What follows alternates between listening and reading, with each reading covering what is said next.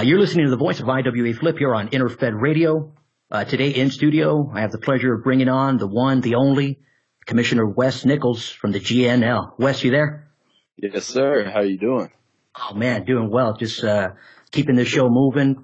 Stoked about having the opportunity to get all different managers, commissioners to tell their side of their IWA story and more than anything, to promote this GNL, which I think is one of the hottest leagues in the IWA right now.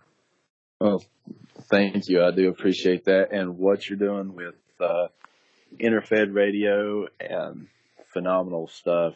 You are covering all of the good in the IWA, and you've just taken that initiative upon yourself. And I think what you're doing is really phenomenal. And, just everybody in the IWA is bringing a lot to the table right now, and this just adds to it. So kudos to you, sir.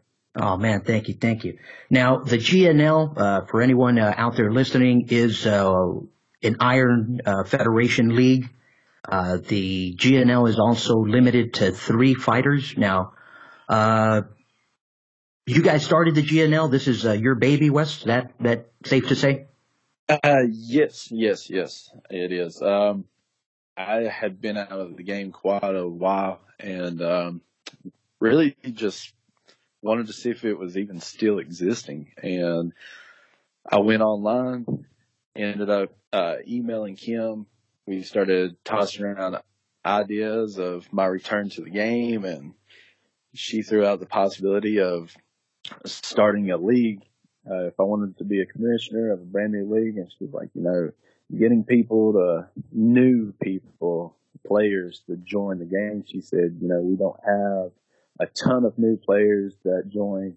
So, if you can do the legwork, you can do the recruiting, you can do all of that stuff, we can get this ball up and rolling. Oh, yeah, that's the previous show we had Scott, who's the commissioner of the LNL and the UNL, had him on, and one of the things we mentioned that show was the fact that the IWA is pretty open, to ideas and to suggestions. I mean, they're, as long as you're willing to do the legwork, like you mentioned, they're willing to help you bring a new product to the table. Oh yeah, I mean, as long as it's gonna draw, cash flow for them, they're always open to ideas. But, it was really eye-opening to try to figure out everything, how things were going to work. I had this mental image in my head of how I perceived the GNL, and how could I take it from my head, put it on paper, perceive it to others as I do, and eventually get the ball rolling. And so I have to really give a very, very big shout out to the Our guys. Without them, the GNL probably wouldn't have been such a success as it was. They really helped promote the league and spread the word. Go ahead. Oh yeah, definitely. I mean, like we mentioned, the I War definitely does their fair share to bring managers and the commissioners together and keep trash talk flowing. And when I noticed that the GNL was starting up, their stronghold in the iron, I had a lot going on when it started up, so I wasn't ready to extend, but the more I looked over, I just kept seeing, nothing but phenomenal stuff. I mean, one of the things I mentioned before we went on air with you was the fact that I enjoy the pace that the GNL and, I'll say it like it is, the way, you two guys, control the flow of the pay-per-views, control the flow of the angles is just, phenomenal there in the GNL. And I enjoy the pace. The pay-per-views every 5 cycles gives everybody enough time to build up their action, build up their characters.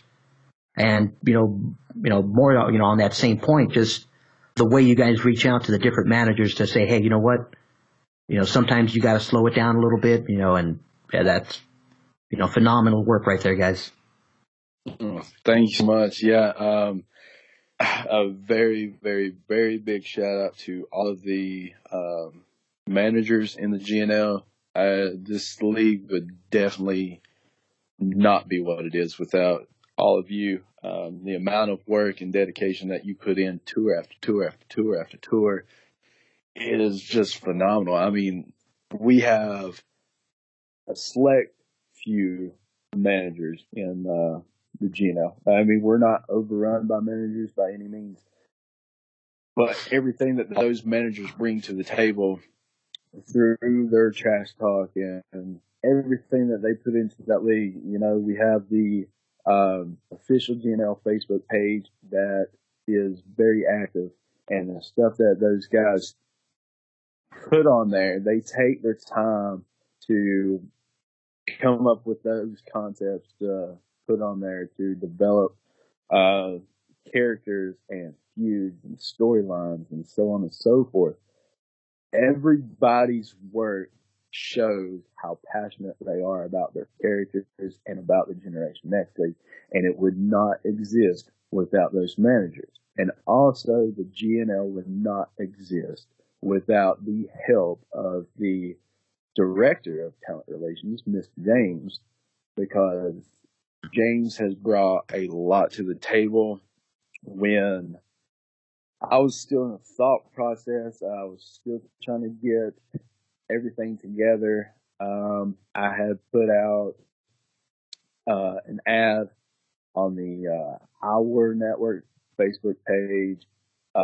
Kim had contacted so many commissioners, asked if my ad could be placed in their bulletins. So for the ones that did allow that, I would greatly appreciate that. And, I will always give back to those that have given to me. But I received an email from Mr. James one day, and I knew I didn't want to go in with this complete GNL load on my back and try to carry it and carry it and carry it and do everything by myself. And so we just started talking. We kept talking, and just ideas kind of started flowing. I'm like, hey, why don't you be my GM? And he was like, are you serious? I'm like, yeah, dude, why don't you be my GM? I need something like that. And I was like, you've got a lot of good ideas. And he brings a lot to the table. And so, again, the GNL would not be what it is without him, the managers, everybody that's been positive and productive for the GNL. So to all of you guys, ladies, whoever, I'm greatly appreciative. Oh yeah, I mean, one of the things we set off with this interfed is to, get some characters, some more airtime, get them some more coverage. And the GNL's cast is already, in my eyes, is already three-dimensional, and I can see those characters, through the wonderful GNL Generation Next YouTube video. Like I said, I followed from day one, and those characters, when I close my eyes, I can see a lot of those characters, right in front of me. That was where we wanted to go. We wanted everybody to be represented by an avatar, so we could develop and use it later. But we wanted to have that, kind of at the beginning of things. That way, everybody had that visual aid, and it's kind of just evolved itself. And so I'm like, well, if I already have these people, why don't I do this, and yes, and try to get more exposure? And it's, it's been a roller coaster. Knowing that this came as an idea in my head, presented it to the IWA, like, all right, do the legwork, and it's yours. And so, I was had the opportunity for that people allow me to help promote the league help get that name out there. We started getting the name out there. We started getting feedback, messages and messages and messages. And then next thing I know, I get an email that's like, you need one more person. One more person. And it was like that last person was the most friggin' difficult to get. You know, like, if we can just get that last person, get this ball rolling, I know we can start doing good things. And, the first tour, a little bit shaky. Second tour, we're getting a little bit better. We make it to the fifth tour where we had our first pay-per-view, and things are really getting interesting. And now we just completed our 12th tour, and as a limit league, we're knocking on the door of the top 10 leagues in the IWA. And it's Now, just, go ahead. oh yeah, now to backtrack a little bit, Kim gives you the green light. So you got the green light now. You're sitting back, thinking about your character. You mind going over your thought process? I mean, Princely is, we talked off air, and I tell you, you know what? He has a knack for finding goals. So I want to know a little more about him and get some more, Princely, on this airtime. All right. Lee, oh man, he is my favorite character I've ever run in the IWA. Man, he is. I don't know if he's lucky.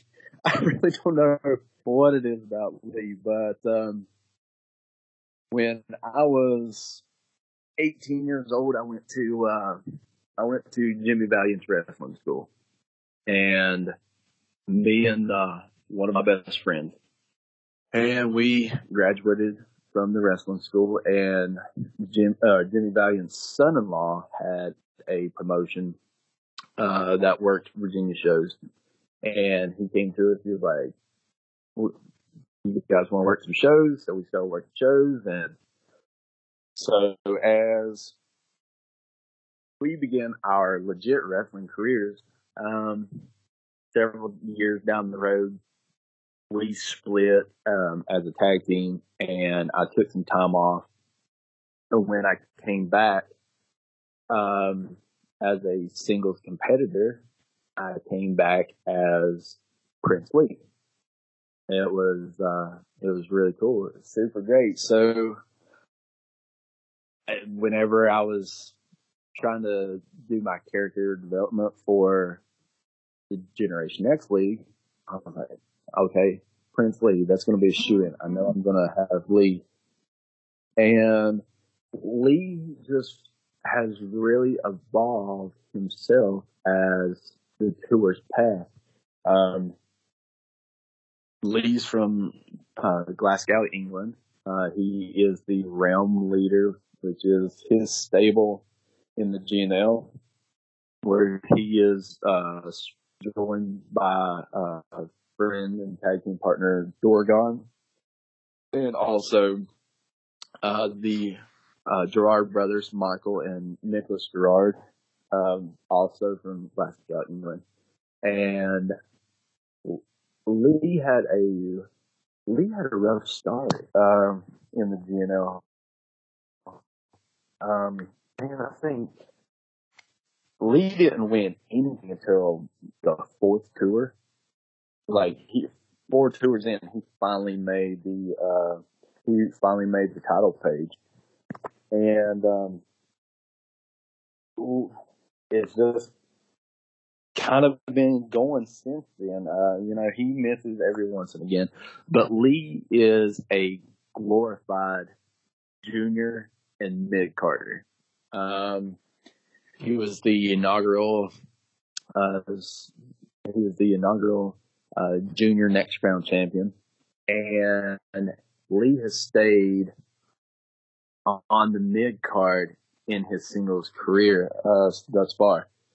He did win the Elite Tag Team Championships with partner Dorgon, and Lee's struggle right now is trying to get over the barrier of junior to heavyweight, and that's what he's currently trying to do is get past the whole mid card, get past the junior division, and get into the heavyweight division. He's had a bunch of good matches with a lot of great characters. He just literally won his very first battle royal, and the GNL offers a battle royal incentive for every entrant. We offer the winner a free match. So Lee just literally won 26 free matches. Scored. Scored. Now, one of the things to piggyback off of that, that I think is very, very key. You mentioned that Lee is your only character there. Yes. Lee is my only character IWA wide. And I look at it as in the GNL, everybody is allowed to have up to 3 characters. If you want to run 3, that's great. If you want to run 1, 2, however, that's great. But he is my only one.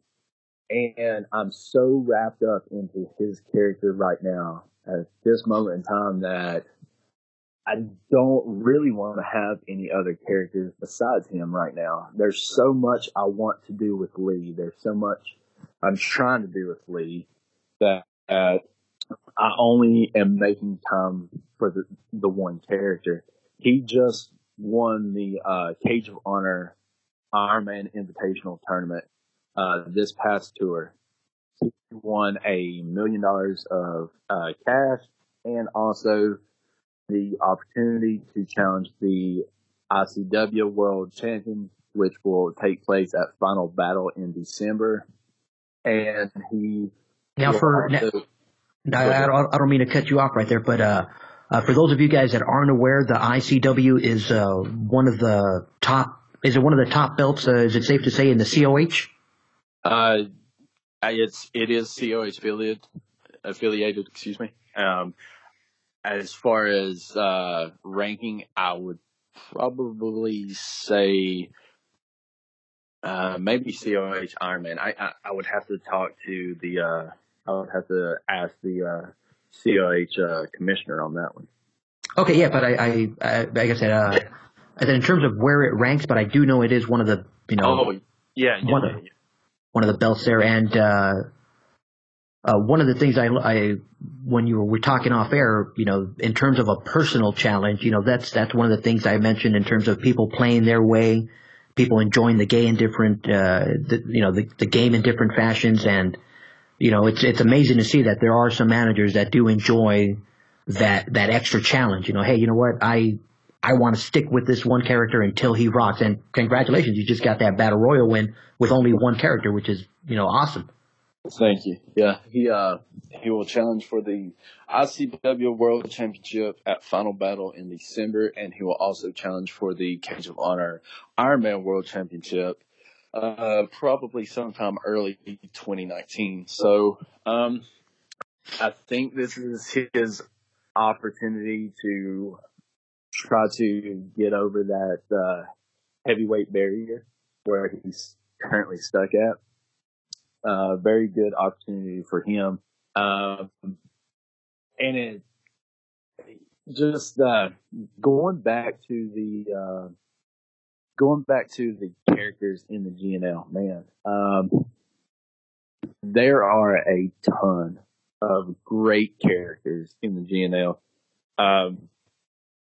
Agreed. Yeah. And the managers in the GNL are phenomenal. I mean, tour after tour, the things that their characters do, the upsets, the trash talk, the detail that these guys put into their trash talks to build storylines, to further feuds. It's absolutely ridiculous. We look for the payoff. We build those storylines so those pay-per-view matches are the payoff, and we milk it till we get there. It's like slow playing a good hand playing poker. Slow play, you keep building, you keep building, you keep building, you keep building, and that pot, keeps adding, and whenever that payoff comes, all right, boom, there it is. Oh yeah. And a lot of stuff that these guys put in, man, like take the time, go on the IWA page, pull up the PDF of the GNL the GNL bulletin and read through that trash pot. What everybody brings to the table. We record a review show for the GNL, and we blow our time limits out of the water. We always say we have a time limit. I don't honestly think we've ever actually set one, but our imaginary time limit is always blown out of the water. We go way over time because there's so much content to cover. Oh yeah, I remember hearing you guys early on. I mean, and I'm going to throw names out there, like I said, that I remember, that I recall, that had great stories and arcs, like obviously Mike Drake's characters from the COH that had their angle that worked in there. Drake Douglas, Mike Vendetta, Roderick Rampage. You had people like the McLovins, McHayton, McChillin, great characters early on. That caught my attention right off the bat. Of course, Scott's characters with The Boys Are Still in Development. That angle was, cool to, see them finally make it into The Boys Are Back in Town. Yeah, I mean, just some great stuff right there. And of course, wrapped around, Doragon, and I remember early on they had, was it Paragon also for the early stages? Yes, Paragon was in, let's see, there was a guy, Paragon, Alan Lupa,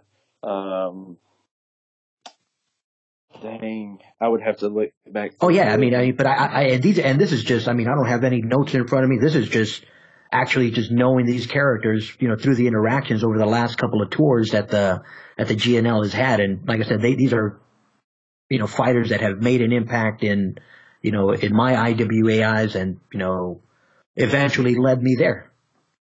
Right. Yes. Like characters like the Alan Lupa, the Frenchies, the AC Stable, Paragon, and, I think they're actually still in the bulletin, but they haven't been active in, I don't know.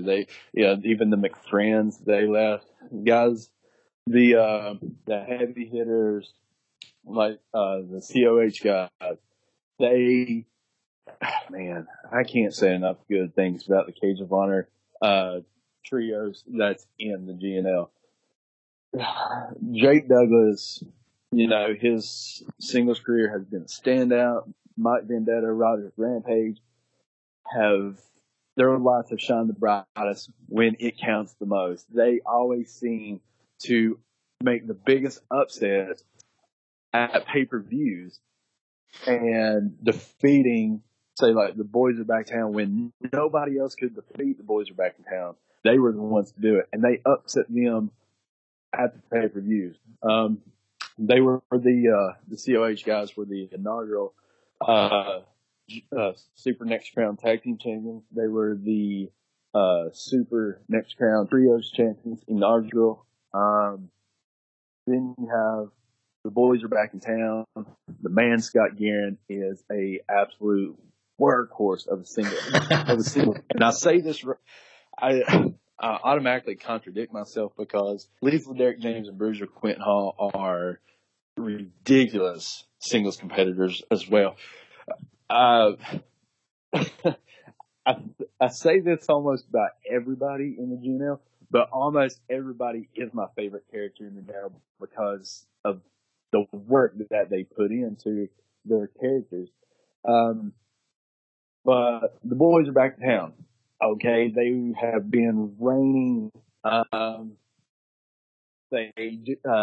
Generation X Elite Tag Team Champions. I think they've been reigning champions like 6-7 tours. The reigning Generation X Elite Trios champions, I think they were like 7 8 tours. Just ridiculous. Oh yeah, But I always say that. I mean, I think I said it 2 or 3 times already in these last last couple of shows. Yeah, but yeah, his 6-man strat's pretty damn good. oh man, his six man and daggone tag team, singles, everything, dude. It's ridiculous. Uh, like the boys are back in town and have been the Generation Next Elite Tag Team Champions. They've reigned 6 times. The Generation Next Elite Trios Champions, 8 times. The Junior Tag Belt and Junior Trios Champions, 2 times. The man Scott Guerin was the inaugural Super Next Crown champion. Then you have the Buyers Flock members. Reverend James Jones, who's been a multiple time undisputed Generation X world champion, and actually 3 times. Then you have Deaconess Mary Lou and Deacon Dave, who have definitely put in their work as well. They haven't been slouches. Now, can we give the director of talent relations some kudos for this recent change in image for for Deacon Dave and Mary Lou? Maybe I don't know. I think I heard you guys mention something about he had a different look, right? The Reverend had a different.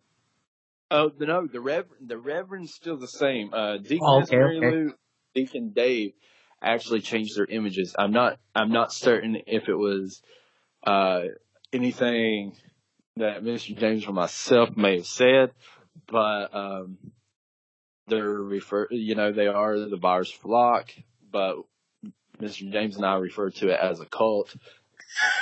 It's and you know what? I'm right there with you, man. I definitely, like I said, I saw their new images and I was like, okay, this is, I gotta get something going with this because this is better now. This is more of what I envisioned the flock to look like. And, like I said, when I saw those 2 new images, I went nuts, man. I was like, okay, I gotta do something. Oh, dude, they're like those TTs. They're the flock TTs, man. Very, very well written. Super dark. Super dark. But then you have the Blazer Corporation, represented by Doc Washington and Frogger J. Dixon. And, man, these guys, they're longtime players in the GNL. They were there at the very first tour.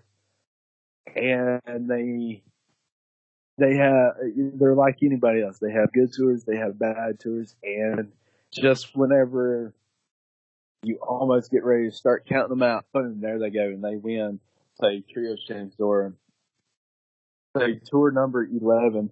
Oh, they killed it. Yeah, dude, Frogger J wins the Undisputed Generation X World. Doc Washington wins the Junior. They teamed up with Josh Butterscotch to win the Elite Trios Championships. I mean, you can't ever count them out. And to get a little into their story arc right now. I mean, you got the Gulfport boys there, who are as dangerous as can be, and then you got this. I don't want to call him a goody two shoes because I don't see Josh Butterscotch as a goody two shoes, but just that good wholesome boy, Yeah. Oh yeah. And then you got him mixing up with them, and just the way he just interacts and gets Josh's dad going with him, man. Oh man, that just gets me going, man. It's like I love TTs that legit make me laugh, and reading a Josh Butterscotch or Highly Suspect TT, most of the time I always laugh. His interaction with his dad. For those of you that don't know, Josh Butterscotch's dad, and his name is Dad, is his manager, and he is hilarious. And as I mentioned, we have Highly Suspect. Oh yeah, that's you know what? That's a crew right there that can't go unmentioned, brother. they have been here and they have put in so much work in the GNL. Their manager this guy is bananas with the stuff that he comes up with, and it's always super good. An excellent writer. The images and stuff that he pulls up and that he puts up on, like, say, the GNL Facebook page, like, his work is great. And I don't know where he comes up with half of the stuff, but it's always good. I haven't seen one piece that's been bad. Oh yeah, no. When we started, our Interfed Guerra de Campeones, he's one of those managers that reached out to me right away. He's all like, "Brother, this is exactly what the game needs." Thanks for that. Thanks for moving forward with it. And his Guerra de Campeones, or his LWL character for that event was Buford Blackwood. Yeah. And he just, I mean, like you said, man, his writing is phenomenal. He just, carries, he carried him and Michael Antari from the LWL, carried, I give them all the credit for helping me, bring the Guerra de Campeones, into this full light. Because if it wasn't for the people from the, outside of my, my circle, if it wasn't for anybody reaching out, I don't think it would have ever succeeded. And to have someone like him and someone like Michael Antari's character, step up and just like, we can do this. Let's rock. And I was grateful to them too for making that, they're extending themselves out like that. And once I got over here to the GNL, I saw that he was running, the Highly Suspect, and I'm like, oh, dude, this is going to be, I've never been in a league with him. So I'm like, this is all, fresh. So I'm like, okay, let's get some nice stuff going. So we've been going back and forth, and I said we got some more stuff coming. So should be fun. Oh yeah, I mean his characters, Hijack, Smug Greenhouse, Maria Jane. This guy's legit. He's an innovator, and I mean he keeps coming up with new and fresh ideas that keep it interesting and keep the game fun. And we have newcomers of the NOJ. Oh yeah, come in and just they had a rough tryout process, but once they got past that tryout process, man, these guys they absolutely ran with it. Joe Duggan, Henry DeFile, and Zolo. You know what? When I heard you guys, I'm like, I wonder how they're going to pronounce this guy's name, because in the back, it's imaginary wrestling, so I'm like, whatever way they pronounce it, I'm going to run with it. I don't care. Originally it's based off of, believe it or not, Tijuana soccer team is called the Cholos, and they spell it with an XOLO. We were way off. So, but I kid you not, I definitely like the Zolo better, man. I'm like, Zolo, yeah, that works way better than, Sholo. We were way off, but, I mean, unless, like I said, who the hell pronounces anything with an X right, man? It's like, so I was just kind of like, all right, cool. I'm going to stick with the Zolo, man. I like the Zolo better. I like the Zolo. Dude, we didn't know. We totally whiffed that when that was on us. But, man, those write-ups of their whole tryout process and, man, just the detail, the artwork, the way you presented that stuff, just completely on point. You always, like, every bit of your work that I've seen, the presentation of it is so nice and neat, and you can tell that you put your time into it. But these guys have absolutely came out of the gates freaking running, and you guys were actually the first ones to take advantage of the 5 free match incentive for retaining a quote unquote TV championship, and so you guys actually were the first ones to take advantage of that.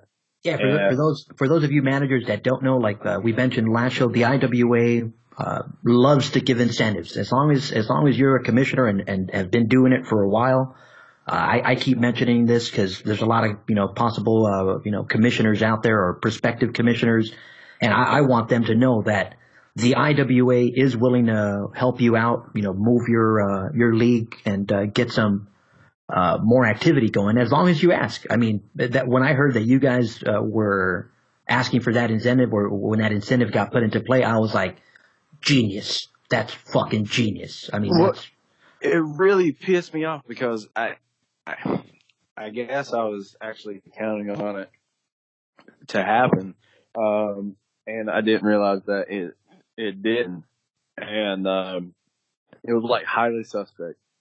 They went like 4 tours in a row, retaining the Generation Next Junior Trios championship, and I was like, man, they're really getting screwed over. They're not getting shit for their efforts. And so I finally emailed Kim and I'm like, is there something that we can do? I was like, I've got guys that are retaining, quote unquote TV championships left and right. I was like, they're not getting crap for it. And, here was the boys are back in town cleaning house on the elite trios, and they're sitting there for like 5-6 tours in a row, racking up the 5 matches. And the tour that it finally started, they lost the freaking junior trios belts. Like I was so bummed about it because the amount of work that they had put in. But eventually, I would like to eventually get to a point to where all of the Generation Next League titles, if you retain, you will get 5 free matches. That's where I want to be. And I think that I can get there. I was just, I was trying to slow play and not take too much because, man, when you were talking about the incentives earlier, I was racking my head. I'm like, what kind of incentives can we offer? We need something. And everybody's like, credit. And the IWA was like, no, not happening. Yeah, I guess that's the one incentive that they're pretty, I don't want to say tight on, but they limited that. They do, yeah. And I mean, that's fine. That's completely fine. Like, if you think about it, I mean, logically, free matches, that's credit, Yeah, oh yeah. So, all right, we have a battle royal incentive, and which is awesome. I think. I mean that. I think the first person to win it, I want to say it was like JG or Too Quick JG Brenner. I think he was the first person to win it, and I want to say he may have won like 13, 14 free matches, and it's gone up since then. And tour 11, Vicious Timothy Clark won, and I think he won 21, 23 free matches. This tour, Lee won. He just won 26 free matches. And this is, we were discussing Lee's character earlier. And I said, his character's just really personable to me. I am, in my mind, the GNL, kind of my baby, my brainchild, and I really would like to get Lee to be the first eligible for Hall of Fame in the GNL. Nice. That's the reason I'm running, that's an extra reason of why I'm only running Lee.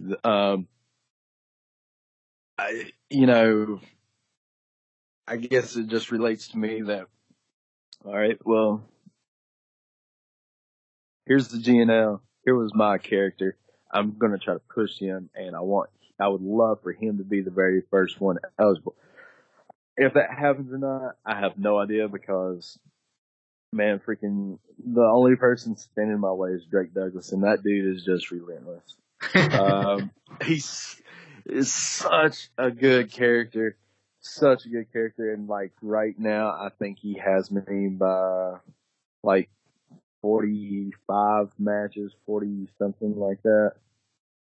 Uh, he's up on me 45 matches or it's something close to that, and I'm like, well, I just won 26.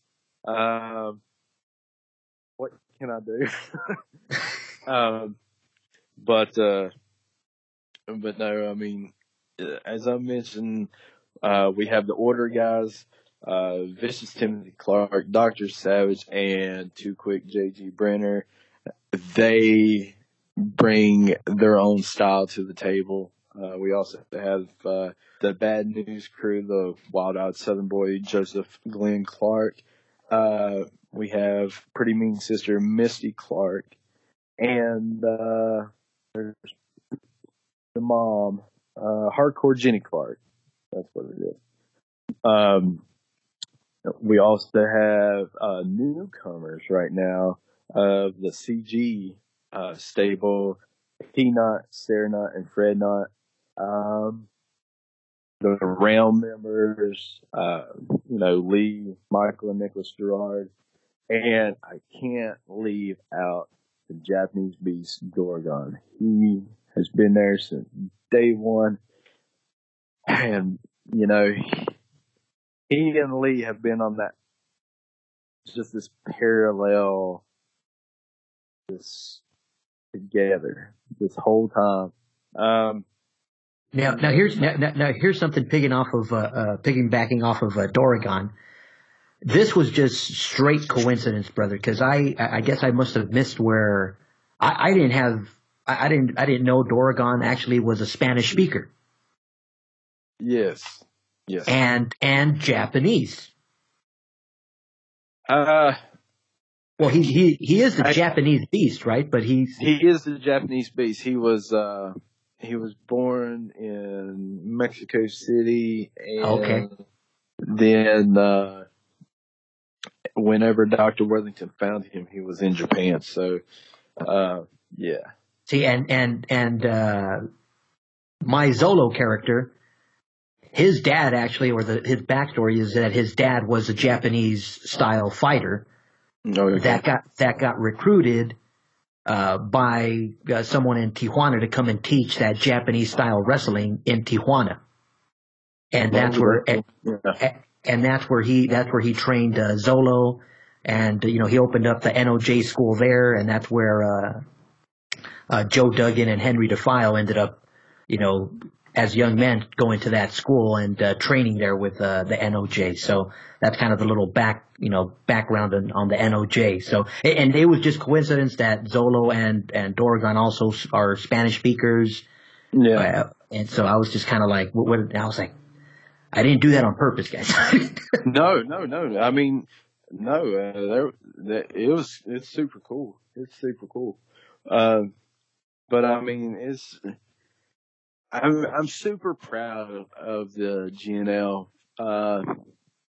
for the fact that it just came out as an idea, and as an idea, it was like, yeah, that sounds great. That sounds cool. And the original idea was it was going to be like this NXT style rookie league to have a extra option versus the NWL. And that was the base idea. New wrestlers only, no transfers, limit league, all that stuff. And it kind of took a turn to where it was like, it was a rookie league as far as brand new wrestlers, but OG managers, Oh yeah.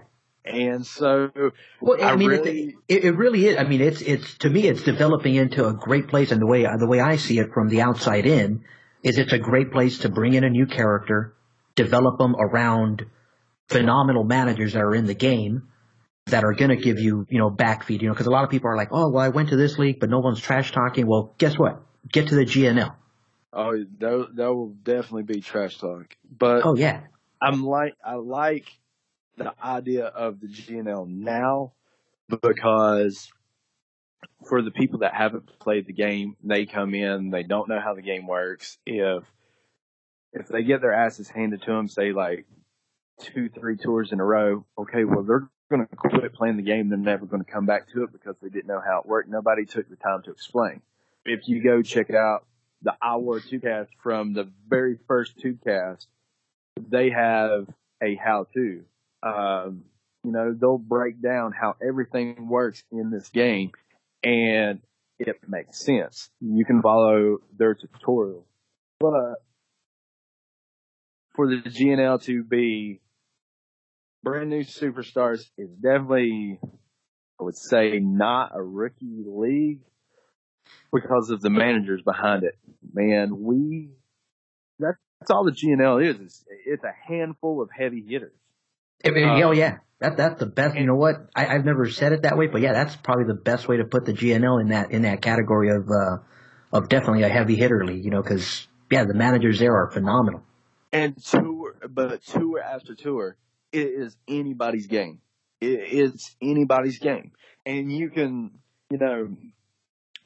as me only running Prince Lee versus say the boys are back in town. There's 3.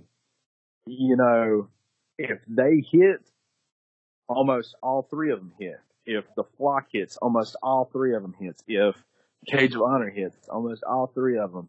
Yeah, I mean, it is anybody's game, tour to tour, and it really shows.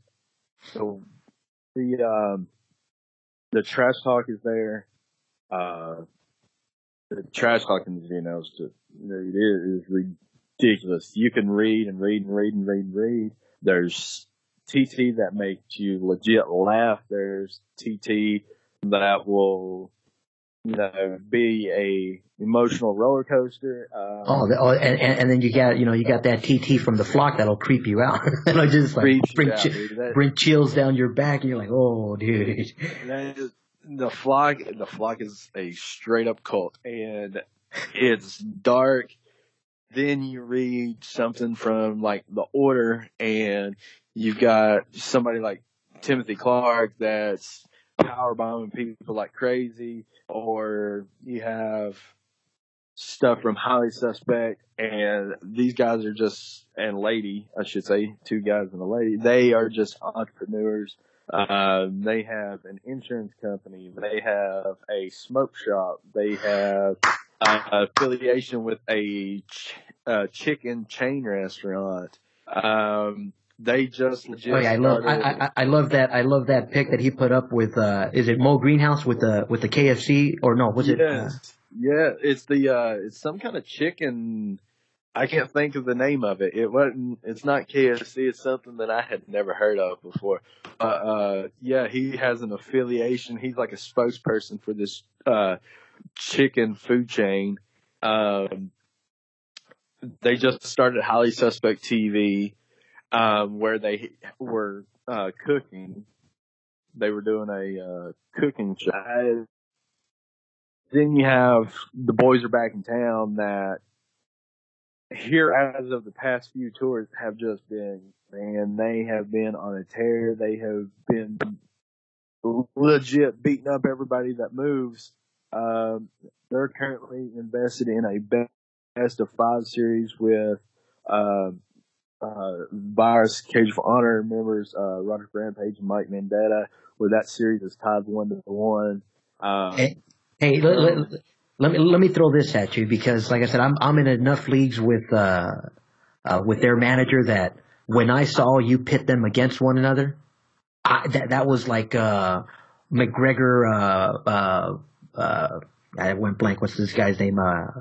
Mayweather fight. Like, that's something I want to highlight. That's something I want to take a look at. I'm like, yes, yeah, that's going to be a great matchup right there. Because I look at it as, all right, well, we got to have the best versus the best. All right. they've proven that. I mean, let's just be honest. I mean, for the last couple of tours, they've. Oh no! Since the beginning of the GNL, like those. All right. Well, the boys are back in town. Their numbers speak for themselves. The Cage of Honor guys, their numbers speak for themselves. The Cage of Honor may slump in a cycle, but man, they shine the brightest at pay-per-views. Like, if they know that a pay-per-view is coming up, it's all COH. I mean, it's ridiculous how great that they do at pay-per-views. So we've highlighted their feud because they really have been the two premier tag teams in the GNL. So, all right, they're going against each other. Scott Guerin lost the Super Next crown to Reverend James Jones, and James Jones has reached out to Dorgon, has been feuding with Dorgon. So we'll probably see something different. Deacon Dave took the Junior Next crown from Prince Lee. Prince Lee on multiple occasions has challenged his manhood to get a rematch. And so we may see that coming up at our next pay-per-view. The Trios division has been crazy. We have our tag team and Trios division, man, they're good. They're so good because you don't know who's going to win. You don't know who's going to come out on top tour after tour. So we'll probably see something crazy Trios-wise for the Super Next Crown Trios Championship. Every once again, we'll have random interleague matches and stuff like that. We had a ordeal where Dorgon went head to head with EEL's Mike Drake for the COH Ironman Championship. Dorgon ended up winning that belt. They went to a COH pay-per-view. There was some interference, so we come back to a GNL pay-per-view where Mike Drake was victorious. There's a lot that goes on in the GNL.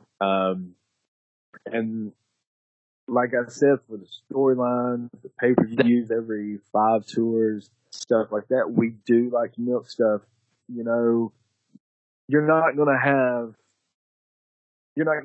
a ladder match in a random site or tour, if that's all it is. It's just a match. What does that count for? It needs to count for something. If you're going to have a high profile match, make it count. Save that for a pay-per-view. If you're involved in a feud or a rivalry, anything of that nature, save that for a pay-per-view. That way you get the payoff at the end. That's one thing that I try to get across to everybody. Slow play it, milk it, make it count, make it worth it. That way at the pay-per-view, honestly and truthfully, it's anybody's game. Whoever, if you win, it's because that wrestler was the best wrestler. Oh yeah, and then on one final point, like I've mentioned before, the pace of the GNL. I mean, there's sometimes where a manager might come in and start trash talking and get a little desperate. We're like, oh, no one's writing back to me, or no one's jumping on my angle. It's like, well, if that's the case, keep your guys in training, keep your guys, hunting somebody else down, or just be patient because this, I think we use this metaphor where I see the GNL as a marathon, not a sprint. This league is a league for people and managers that are, we're going long. Exactly. And I think that before we do anything, I think that you probably did it best coming in.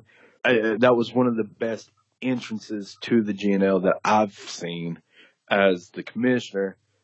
You came in what, the middle of, in between two pay-per-views, something like that, or right after a pay-per-view or something. Yeah, right after 10. Okay, yep, right. You came in just right after Aftermath, and you probably did it the best because we were still trying to figure out, we were developing new storylines, and you slow played it, and you did your angle on your characters were having such a hard time with tryout matches that it led to, say, like the full tour tryout, and then you come out of the gate and, score some straps and stuff like that. And okay, well, there you are. You're not in tryout anymore. You guys are in the GNL, and you just took the initiative to say, "Oh, well, these other superstars are involved in something right now, so I can take time to develop these characters in the struggle that they're having, making it to the GNL." And you knocked it out of the park with that. Oh yeah, I mean, and it's one thing, like I wish more managers could, before you step into a league, take some time to explore it, take some time to feel out the pace, the theme. I was just talking with Scott about a league like the Living Nightmare League, which that's an 18 and over league. You can pretty much go in there and chop off heads and rip people's eyes out with no repercussion, And, like I told Scott, I go, you know what? That's, something that I'm peaking more at that league because I got more info, and, I'll slowly build and I'll slowly get some characters going there as well because, that intrigues me. It's one of those things where, some managers aren't okay with you ripping out their eye or doing that in a regular, like in the GNO, it won't go over because it's just, Right. It's not the type of theme. It's not, but, in the Living Nightmare. So, just throwing it out there for those of you managers out there, if you do want to rip somebody's eyes out in a comfortable environment, well, there you go. The Living Nightmare League is one where you can. But, if you are coming to the GNL, take some time to, read the trash talk, see what's going on, so you don't, try and come in and challenge Prince Lee while he's in the middle of a big angle and big feud, so. Of course you're not going to get any feedback because he's already wrapped up. Well, that's one thing I try to tell everybody is, if somebody does call you out, I mean, I try to look at it as, all right, well, this person's taking their time to involve you in their trash talk. Even if you're wrapped up in a feud, if you're wrapped up in an angle, you can always acknowledge that person and just say, listen, okay, right now, Prince Lee's in an angle with Deacon Dave. They've had this rivalry, just back and forth rivalry. It's been really cool how it's worked out. But if somebody calls me out, I will acknowledge that person, and I'll always have a match with them that tour. It was like, Jumping Jim Jupiter called me out, tour number 11, I believe. I did a TT. I'm pretty sure he was talking about the Platinum Prince. I'm not sure, have no idea, never got confirmation. But I just, listen, I'm worried about Deacon Dave. You may have been mistaken. If you weren't mistaken, that's fine. You're not worth time. But I did. I challenged him to a match. Lee beat him. That was that. I always try to get everybody to at least acknowledge that person. You don't have to be a dick about it. You can be like, I appreciate that. That's not for me right now, or however you want to handle it.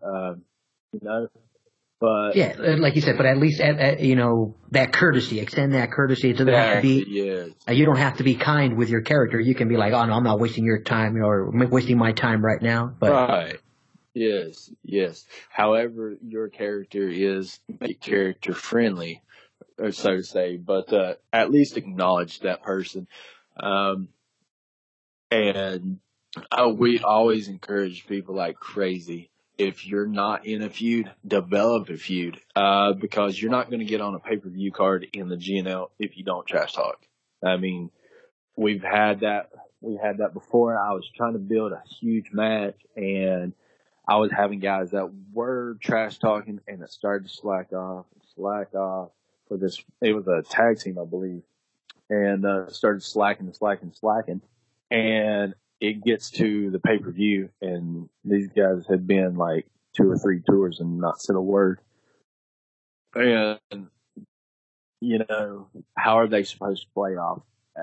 What kind of response am I supposed to get if somebody's not trash talking? So, oh yeah, I mean, I really see the GNL like a actual promotion. So if you're in a promotion, if you're trying to get over and you're not on camera or you're not trash talking or you're not how in the world do you expect to sell a ticket?